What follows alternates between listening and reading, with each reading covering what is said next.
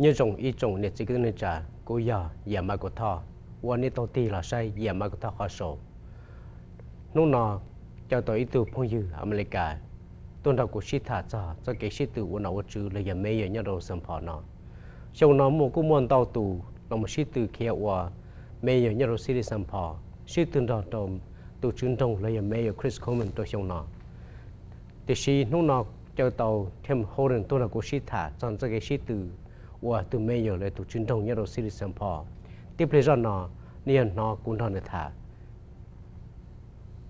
I'm a St. Paul resident. Grew up in St. Paul, basically on the West St. Paul side. Been in St. Paul pretty much my entire life. I'm a business owner on University Avenue. I'm a general contractor and also a realtor. Been self-employed for about 20 years. 20 years. And I've got twin daughters that are 11 years old. I've live in the Hamlin Midway area right now. Okay. And I'm a resident in that area. I also have properties in St. Paul. I've got commercial properties.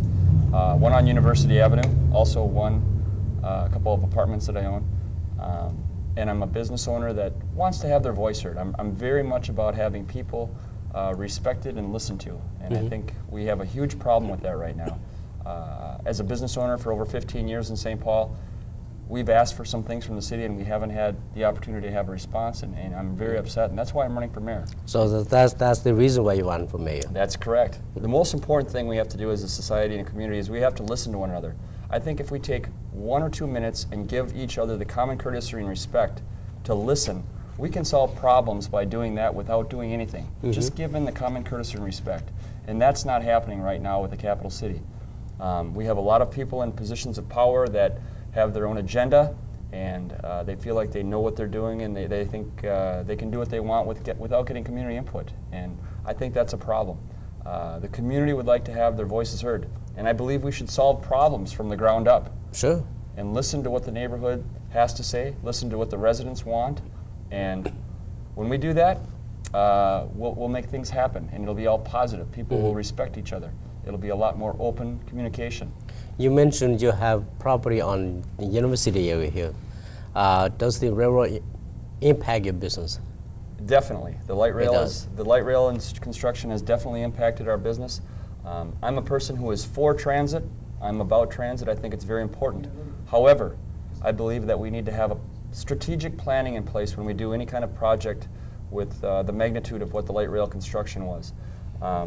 This is over $1 billion project, and we've had over 80 businesses close as a result of the light rail construction. And in my eyes, that's not acceptable.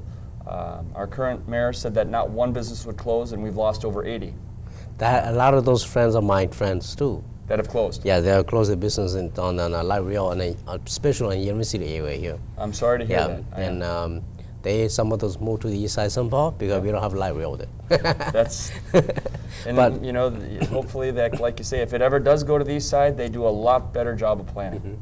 Well, I think the city of St. Paul should do a much more better planning for the business on the strip, because that number of years, 3-4 years of doing the work, and there's no more customer coming in.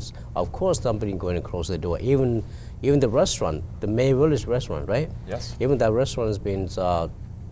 The restaurant had some problems with access, getting people in and out, and you know, they ended up having to renegotiate some stuff, and I think that they still may be able to conduct their business, but it's been terrible for a lot of businesses. Access, parking is huge. Loss of parking equals loss of livelihood, and that's the reality. You have to have parking for people to come. If they don't have the access and the convenience to come, they're going to go elsewhere. Right. No parking on the street, no parking lots. So where do we shop? Yeah. We come to shop if we have no place to park. Another big important issue that a lot of people, I think, are kind of skipping over and that hasn't been addressed, and this is handicap access and handicap parking for the Central Corridor. There was today I believe they had a little bit of an event downtown about how they're doing an elevator, which is great. It's wonderful for that location, a Skyway elevator that they're going to have down in the downtown area. But my question is, what about the rest of University Avenue, up and down the avenue? We have lost over 1,000 parking spots up and down the avenue. We haven't accounted for handicap parking, and we haven't accounted for how the access is going to be for the people that are handicapped. These are huge issues that need to be addressed. And I really think it's important that we slow this down and think about it and listen to what people need and what businesses need. We can't afford to lose another business in St. Paul. The businesses help pay taxes, and that help pays for the city services that we have. As a business owner myself, it's been very difficult. I've talked to a lot of other businesses, and they're in the same position. This planning hasn't been in place. The funds weren't there to help businesses sustain themselves through the light rail project. We had to beg for the money to help take care of some of the losses that we've had, and the reality is that shouldn't be the case. Those funds should have been in place. The planning should have been there for the parking and the access, and our city leaders should have known that this is going to be an issue and listen to what businesses say. I gathered with about 150 other businesses in a group called UABA, and the reality was we were aware that the light rail was going to be a real mess, and we tried to do everything as proactive as possible. The reality is the city didn't do their job very well, and in my eyes, that's not acceptable. We can't afford to lose any businesses, not one. Not one. You also say you believe in high quality education. Can you elaborate more? Absolutely. It all begins with our kids. If we educate our children, an educated society will turn around. People want to go out, create their own businesses. They'll want to go out and start their own businesses and create jobs for other people. Educated children will go out and they'll want to go on to college, go into the trades, and do things to be successful. If we have what we have now in St. Paul, 1 in 4 people in poverty, we have a problem. All right, we need to educate our children so that they're not going to be in that same position. There's a lot of issues that have to be addressed. We have kids that are having kids, and that's an issue that really, we have to look at. But when we do have children that are in schools, they need to have the ability to have an encouraging environment for kids that are safe. The schools need to be safe. The teachers have to be interacting with them, and the parents need to be involved. When the children do well, they have to be encouraged and loved, complimented. Kids are what it's all about. I've got twin daughters that are 11, and I love them, and I can't tell you enough. As far as children are concerned, we need to educate every child and give every child the very best opportunity we can to do the best they can do in St. Paul. And that means possibly doing some things differently than we're doing now. We have a real educational gap in St. Paul, people that are white versus people that are of color, and that's not acceptable. We have one of the highest educational gaps in the nation. We also have the highest unemployment gap between people that are white and people of color in the nation. I think it's over 20%, and that's not acceptable. So why is that? The reality is jobs. We don't have businesses here. We don't have private businesses coming into town. A big reason for businesses not wanting to come, they're not being listened to. People aren't listening to what other people have to say. Businesses will come if you listen, and when you do have them come in and they want to bring their own money, we have to listen to them, and we have to say, hey, let's maybe cut some of the red tape. Let's do what's necessary to make these folks want to come in here and put people to work. Livable wage jobs. And I think sometimes we need to up our minimum wage to $12 an hour. People need to have enough money to survive on. If they don't, unfortunately, they're going to probably revert to things that they shouldn't do, and that's the reality. People have to do what they have to do to survive. Right. So I think we need to educate our kids. Absolutely, the most important thing we do. First and foremost, educate our children. After that, we need to listen to businesses, promote private business.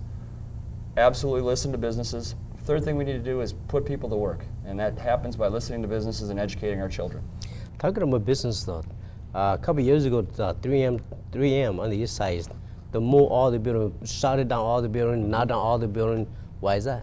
Well, again, it was an issue where the company maybe did some reorganization, and there could have been some things the city may have done to listen to what they wanted and needed, and it tried to make sure that whatever they did want or need, they accommodated them in whatever fashion they had to. 3M is a big company. Obviously, we need to keep those higher paying jobs here. And those are jobs that we have that we definitely need to keep. Livable wage jobs where people have the ability to put their kids into school, take care of them, clothe them, feed them, send them to college. The reality is we have to listen to businesses, and when you have bigger companies like that that are closing, maybe going elsewhere, there's something wrong. We've lost a lot of businesses in St. Paul. We've lost Macy's, the Ford company's gone, 3M, I mean, on and on and on. And I tell you, the reality is I think for a person to run for mayor, on the actual candidate application, you should be able to say, listen, I've run a business successfully for 5 years, and that means I know what I can do to create business. And that means, first and foremost, how to market, how to produce it, how to sell it, and how to collect it. If you can do those four different items, I think you then can put your name on the application for being a mayor or being a politician. I think that's important. And if you can't do those 4 things, maybe you should think about something else. But it really boils down to businesses and listening to what businesses need. I think really businesses across the board in St. Paul, we need to listen, and people need jobs. If we don't have jobs, the city's going to just stay stagnant as is now. We have a downtown. Our downtown region is very, very quiet. We have a lot of space that's empty, and it hasn't changed since we've had our administration in there for the last 8 years. It's not getting better. It's gotten worse. What do you think? What do you think with the ballpark in St. Paul? The ballpark downtown, in my eyes, shouldn't be happening until we take a vote. This project, in my eyes, has been done backwards from the day one. They handed a contract to a specific company. Then they were slapped on the wrist and said that they had to put it out to bid. They didn't do due diligence with a lot of different things. Now they're having all kinds of contamination problems.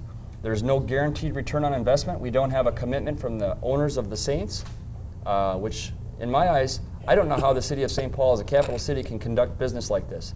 So who's paying for the project? The city is paying for it. The city of St. Paul is paying for the project. So are we paying for then? And everyone, you and I and all the taxpayers are paying for this project. Now this is something in my eyes, priorities. Where are our priorities?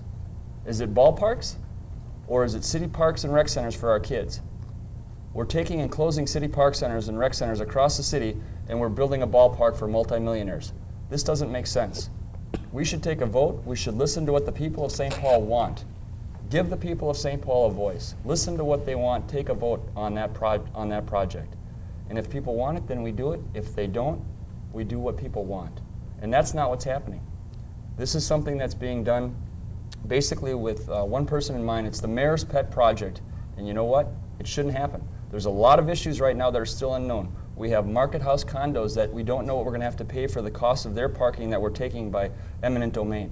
All right, that's a big issue. Ryan Construction hasn't given the city a total dollar amount for what the project is going to cost.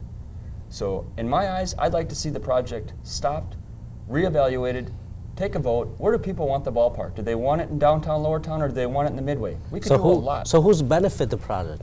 Who benefits? Right. In my is eyes, it you and I or is it someone else? In my eyes, I don't know who benefits, to be honest. I really think that it's something that it's being done for ulterior motives, and I honestly think that if the city and everybody, our kids and everybody had the input that they wanted and should and deserve, this ballpark might not be happening. Mm-hmm. We've got a lot of other issues, a lot of other priorities that are important that I think we should be addressing before we're building ballparks. And a lot of business already left St. Paul. Mm-hmm. As a mayor, as a mayor, once you're elected as a mayor, what are you going to do about the job? Absolutely. The first thing that I want to do when I become mayor, which will happen November 5th, is I want everybody that has a business to listen. If they want to have something brought to the attention of the people in their area where they're at, their council people should be listening to them. Their council people should be out talking to the businesses, to finding out what they need. All right? And if the council people don't visit that business at least once a year, there's something wrong in my eyes. We do not have that many businesses in St. Paul. The council people should try to listen to what we need. And the council people have a lot of work. They're all doing a wonderful job. Everybody on the council has a great position. We have a great city, and I think they're all there for the right reason, but I really believe the council people should try to touch every business once a year. If we do that, we'll know what the businesses might need and what we can do to enhance that business to keep it solvent and keep them in business. And the council people, I think, are really important in listening to what the businesses need, and then when they do that, they can feed that information to the mayor. And if there's some things that need to happen, like parking, like access, like permits, a variety of things, those things should be addressed, and we can hopefully solve some of those issues. But we need to interact with the businesses, and that means going into the businesses at least once a year and talking to that business owner. Mm-hmm. How are things? What would you like to have done? What can I do to help your business? I've talked to a variety of different businesses throughout the city of St. Paul, and the number one issue that I've heard across the board is parking. City of St. Paul has a real parking issue, not only in the Hamlin Midway area, over on the east side, the Hmong folks over on Johnson Parkway and Phelan, they're having a huge issue with parking there. Well, I think as the mayor, whatever the Hmong community wants. You're there generating, producing jobs for people. So what is it that you need to make your business successful? That's what I would listen to. I would listen to you. What do you need? You need more parking? Let's find a way to get more parking. If that means taking down some property or some land that's there that's kind of blocking the view and could be used for parking, we need to take that out of there and make sure that we have the parking accessible. Maybe put a big sign up that says, welcome, open for business. And that's what people need to do. We need to listen to you as a business owner, as a community, and say, what's going to help you do your job so you can keep people employed? That's what it's all about. People want to go to work. Everybody, I think, really wants to have a job where they can go to work, make a livable wage. But when we don't listen to business owners that are providing these jobs, we're not going to succeed. We have to listen to people. We have to listen to each other, respect each other. And I tell you, one thing, take 1 minute and just give everybody the common courtesy to listen to them. If we listen, it'll solve problems that a lot of times you don't even have to do anything. Just open up the communication. And as far as parking, absolutely, we want to have parking. Businesses that don't have parking, I can give you a little equation. Lost parking equals lost revenue. Lost revenue equals loss of livelihood. And get a loss of business too. It's simple. And then you know what? We have foreclosures. We have foreclosures. People that can't conduct business, they lose their homes.